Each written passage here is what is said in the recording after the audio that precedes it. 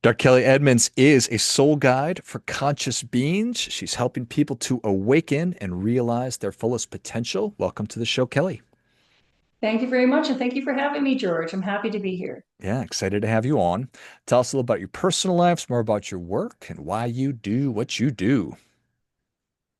I'm Canadian. I live in Canada, in the frozen province of Alberta, which is north of Montana. I do also have a summer home on the west coast of Canada, so I get to enjoy and play around in the Pacific waters, the ocean.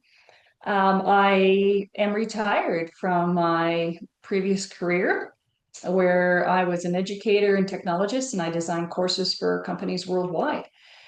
And I have a family. I have three adult children and four grandchildren, all living in the province of Alberta. Wonderful.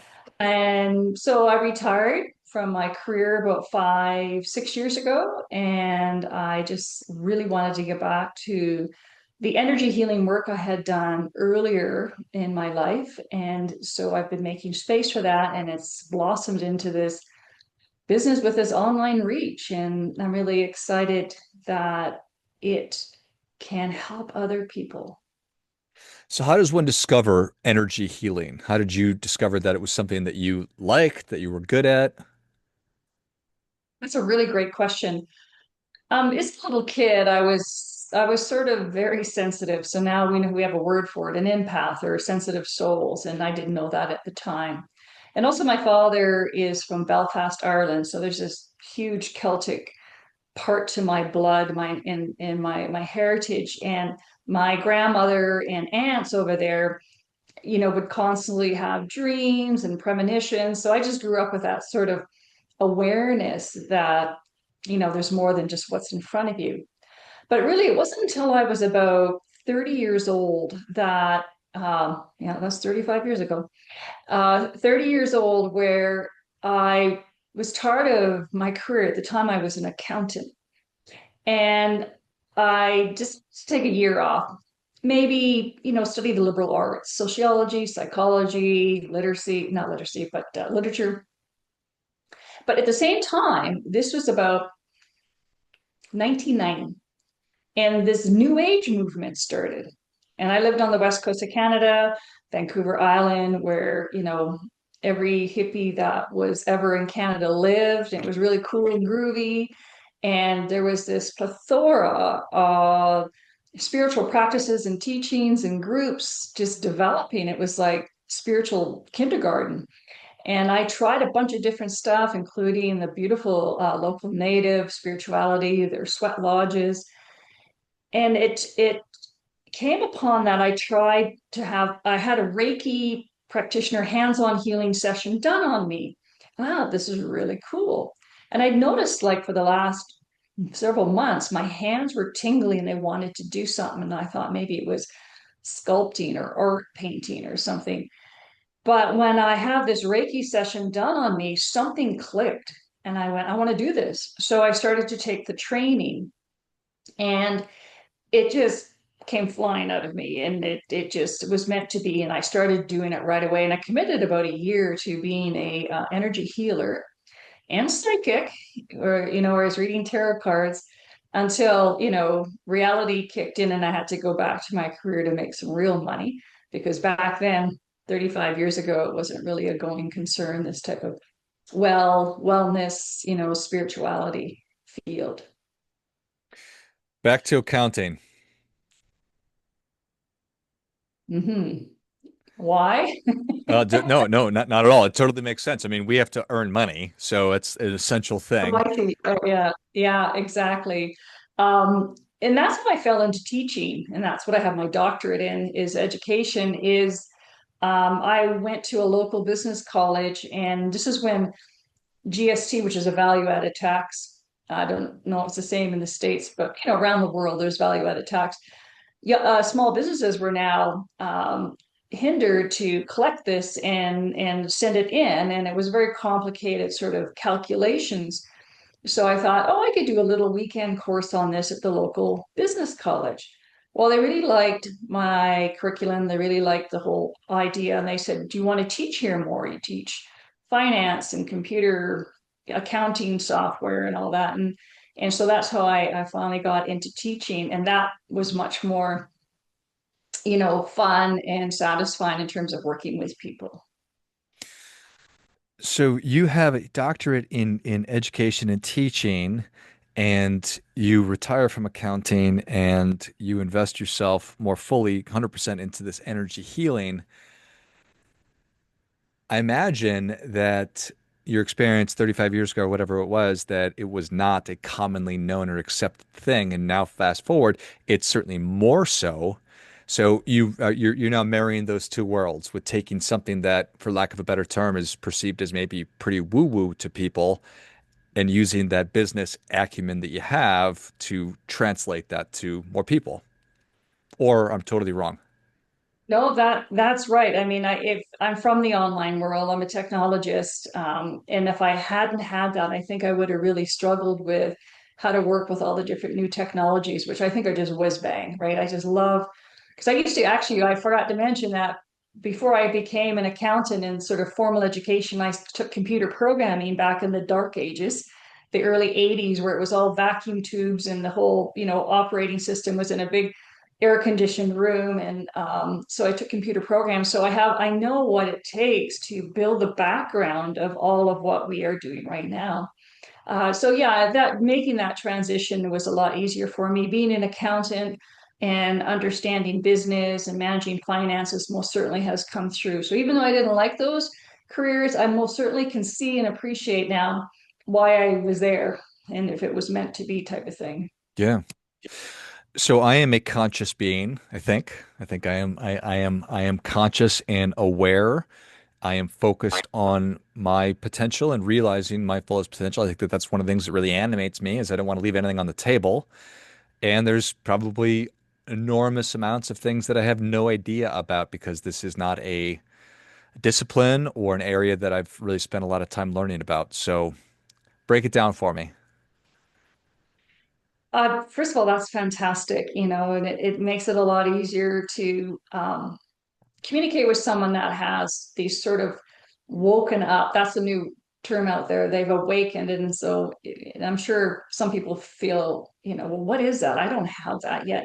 But what awaken is like you just start to realize you're more than just this bag of bones, right? You're more than just a human body going through 9 to 5, and like something is sparked or clicked or turned on either through a traumatic situation or just this natural awakening that going, holy cow, there is so much more than just what I see in front of me. There's this whole other level of energy and love, and the universe is massive, and there's just so much spirituality around it. So openly talked about now, much more than 35 years ago.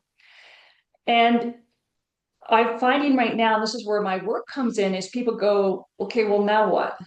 What do I, and some people just really naturally feel like, I'm just going to get into meditation. It makes me feel so good. And that's beautiful because that's part of your own spiritual path is figuring out what works for you and your body, your soul. And that's what I'll talk about in a sec, will be guiding you towards where to go next to develop. And it's not a rushed thing. You're going to get a certificate in two years. You've got to go through the whole evolution, but the evolution, the journey is so beautiful, right? I don't even think we really finish our journey when we pass on, right? We just keep developing if we're open to it. And so the soul is to me the most important and vital esoteric connection that we can have. So our soul is this spiritual being that has been with us since the beginning of time. So of the past lives, whenever your soul came into being and whenever you start incarnating on earth, I don't know, right? So but it's this soul is going through its own journey too. This soul is going through its own development up there in the universe and then the cosmic divine plan, and incarnating down into the earth, into a different body, a different situation, a different set of lessons it has agreed upon. It knows us right now. So this is a temporary stop on earth right now, your life and my life.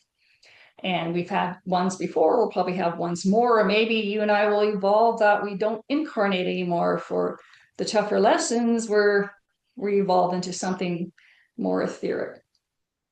So it's just really listening and connecting with that being, which is an interesting step, and it has to be conscientious and intentional, that's for sure. Because this is what I do now. I finally figured out how to more consistently speak with the spirit world and my spirits that are around me, my spiritual team, my posse.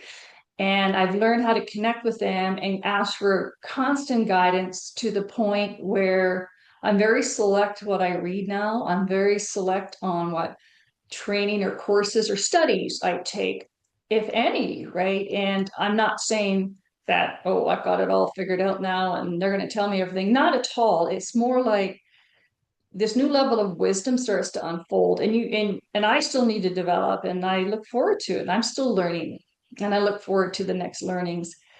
But it's that soul, and that's my biggest message to people, is like, that's your real truth there, because there's so much out there, right? There's so many blogs and courses and books and teachers, and that's wonderful, because this whole spiritual awakening and evolution and enlightenment is happening, and it's meant to happen. It's part of the divine plan. But what do you read? What do you study? What do you start to follow? What do you start to believe? Start with your own spiritual team. Start with your soul, who is the main one. That will guide you in your own truth and reality. They teach as well. So I know this sounds really, really woo, but I've decided to do this because about 5 years ago, when I was starting out in this work again, it's like, I'm just really tired of going, okay, if anyone's there, can you bring your energy through me onto my client? Or can you bring messages? Like, I didn't know who I was talking to. I wanted to know who I was talking to. If there was some sort of definite structure or hierarchy or some sort of description of the spirit world, I wanted to know what it was. And that has led me to certain studies and teachers and my own experiences and connection with them, that I went, wow, it is real, and it has most certainly guided me to the point where I connect with them every day. And then the next trick is to, how do I embody that? How do I bring that into my everyday life? Right. So it's very nice to be in that really meditative, amazing feeling, having these spiritual, sacred conversations, and then the doorbell rings and your dog's lost. Right. So Right. it's that mismatch that people are having troubles with, is what I also help them with, how to actually embody this. Well, that is fascinating. It is a lot.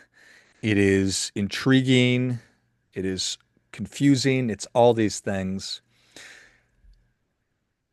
There is a life force, a source that connects all human beings, and our souls are a part of that. And the soul that's embodying me has had other physical embodiments over the course of time and human history. Yeah. Yeah. And the benefit is that I am able to, or I can acquire the ability to get into contact with my soul and potential other entities, guides that can provide me with considerably greater wisdom than I have, which will help me to chart my course to live the life that I'm most desirous of, or that I'm intended to have. Exactly. I mean, what they what they give you, what I find they give me anyways, and when I do a session with a client, I'm channeling sacred messages from their divine beings around them, and their soul is sort of bigger life perceptions, right? So they're not going to worry about if you should buy that new car or not, right? They're just not going to answer you. Like, they're not rude or anything. They're it's just bigger. And so what I go to them for quite a bit is like, tell me more about the universe. Tell me more how all of this works, right? And I've gotten a lot of profound information from that.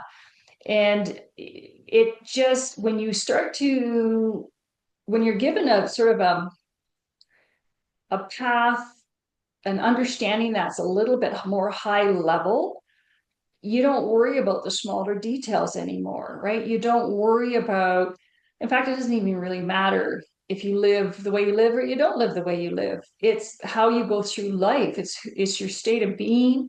It's the actions that you take. So if you live in a condo, you live a house on the ocean, who cares? I mean, they don't care. It doesn't really matter in the end. If you're happy in the condo, stay in the condo, right? It's about whatever is best for you, what you think is best for you. Yeah, so that's what I find too. Like, I mean, they've been calling me to do this work.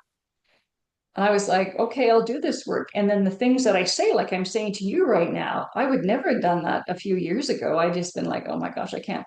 They'll lock me up, right? But they're saying we got to get the message out. We have to tell people. And the message is everyone is this beautiful, magical, spiritual being in a human body, and they're all on their own spiritual path. And there's things they need to know to stay on the best spiritual path for them, right? And so these are the tools and the guides. I'm here to make people more independent. I'm not here to just, I'll heal you, but you got to keep coming back to me. I'm not into that. I'm supposed to be giving these messages on empowering people to, stay with me for a while and learn, and then you're going to move on to what calls you next. And that's perfect for you. And so, yeah, it's been a big leap of faith. Luckily, my family, especially my husband, is totally on board. Does he understand all of this? No, but he believes in me. And he knows I'm a good energy healer, and he knows I get messages. He's known me like this for a very long time. And so he really supports what I'm doing here. Well, I think it's all exciting, and you could tell me if I'm hearing you or interpreting you incorrectly, but this work is designed to help people get on the right path for their soul, for who they are, and to remain on the right path. Yeah, exactly. Like I have a very simple example. Like let's just say people start to learn how to connect with and trust the connection to their soul, and they learn how to commune with that soul. And then soon they learn how to co-create with that soul. Like, what should we do here? What should we do there? Like a lot of my healing methodologies have been guided. I've been told, how to do those things, and they've been way more powerful than what I was doing before. But let's just say you get a message and it says you really should work with animals. And really that's what they drop. And it's like, work with animals. I mean a vet, or like should I buy a ranch, or should I be a dog walker? And they just leave it, right? They just leave it and they let that sit in there. They don't go into the how-to details, because then it starts to come. I just really love to have, you know, a shelter for runaway dogs. I just, whatever, something start to come up. So it's these bigger, broader pictures they paint for you that is part of your path. And you fill in the details, and they do nudge you and guide you, but they don't sit down with a list and go, okay, let's look at all the possible careers, right? That's your job as a human. You know how it works down here a lot more than they do in terms of the physicality of it, right? And the possibility of it. So that's sort of a very simple example that you can get all sorts of messages like that. Um, and for me, it's my sort of clair, they call it, like how does my intuition work? It's just this sort of tingliness in my gut, right? And I can be visual as well, like see with my mind's eye. But there's people that can hear voices. There's people that can distinctly see with their eyes open, whatever picture is in front of them, whatever spirit is in front of them. But mine's more of a knowingness. And I just wait for that feeling to come, because it's so easy to jump in there with your own agenda, right? You start to chatter too much, and For they're sure. like, figure it out. This is what you should be doing. And maybe through that process of working with animals, you're dealing with souls as well. Those, beautiful dogs or horses or whatever you work with, they have souls as well.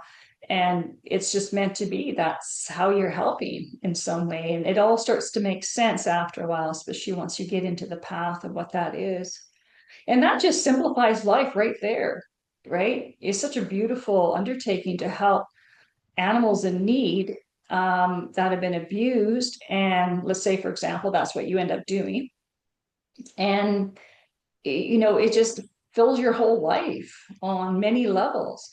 And so that's the type of guidance that they like to give. Well, I think that is a beautiful thing for sure. It is a question of making sure that my good old rational brain doesn't step all over that as I try to rationalize messages and try to steer it or guide it as opposed to letting myself be guided. Exactly. There's We a all question do in there somewhere. that. Well, the best way to do it, like people go like, how do I, you've heard of meditation where you clear your mind, almost impossible for most human beings, right? Unless they've trained at it for years. But one way I've learned is go to the space between your thoughts. And it's a really beautiful feeling. And the thought comes, okay, a thought comes, don't beat yourself up. Now go that space between thoughts. And it starts to empty your mind. And then it's a practice thing.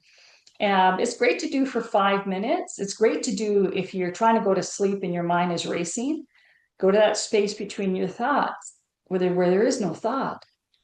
And that is a place you go to too for connection as well with the outer world.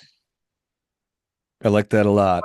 I like the idea of finding that space between our thoughts. I think it's a little easier to manage than like try to completely empty it, which is Right. I find that hard. Yeah. Get out of my brain, thoughts. Let's Exactly. find the space between them instead. I love it. Well, Kelly, thank you so much for coming on. Where can people learn more about you? What's the best way for people to engage with you? My website, I have a lot there that I can help people with. It's kellyedmonds.com, Edmonds with an O, and Kelly with just one E.